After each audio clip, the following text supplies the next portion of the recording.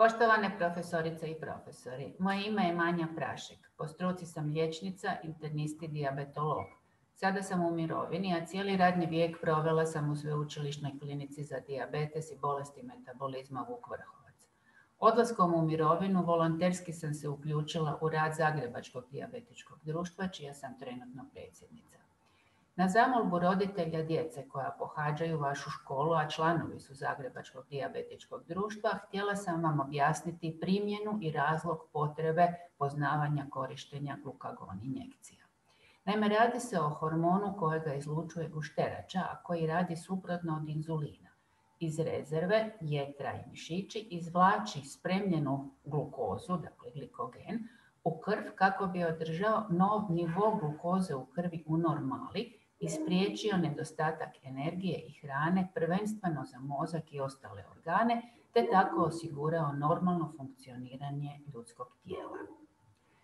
U slučaju nedovoljne količine glukoze u krvi, a povećane količine inzulina, javljaju se simptomi hipoglikemije, glad, drhtavica, znojenje, dezorijentiranost, slaba koncentracija, te na kraju gubitak svijesti.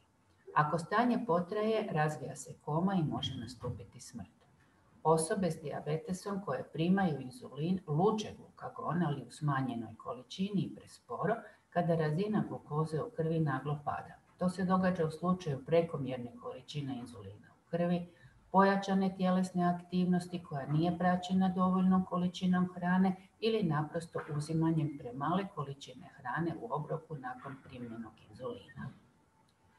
Ako je osoba pri svijesti, a ima znakove hipoglikemije, potrebno je odmah dati slatki obrok, glukozne bombone ili sok ili Coca-Colu sa šećerom ili slično, te izmjeriti razinu šećera u krvi senzorom ili trakicama.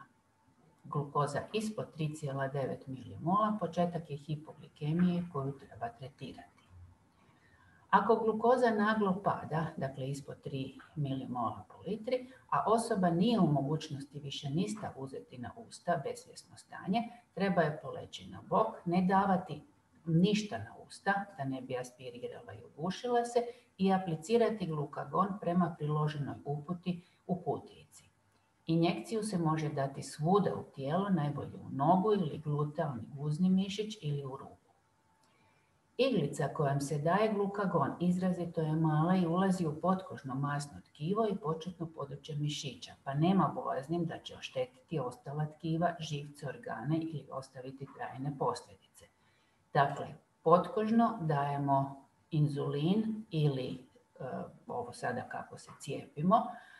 Kada idemo unutar, dakle po 25 stupnjeva, onda vadimo ili dajemo injekciju u krvnu žilu, a ovaj subkutano je davanje dakle, glukagona pod kutem od 45 stupnjeva i dolazimo do mišića. Intramuskularne injekcije uglavnom daju se velikim iglama koje dolaze unutar mišića i daju ga liječnici ili medicinske sestre. O primjeni glukagona podučavaju se roditelji i skrbnici, supružnici i prijatelji u isto vrijeme kada ih se uči kako davati inzulin. Jer primjenom glukagona spašava se život u slučaju prejakog djelovanja inzulina.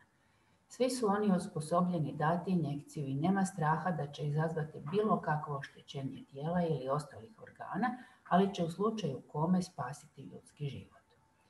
Današnji inzulini i tehnologija kojom se liječi i prati kretanje glukoze u krvi dobro reguliraju šećernu bolest, pa su teške hipoglikemije na svu sreću vrlo rijetke. Ali uvijek je potrebno biti na oprezu i u slučaju ipak pojave takvog stanja znati što je potrebno učiniti.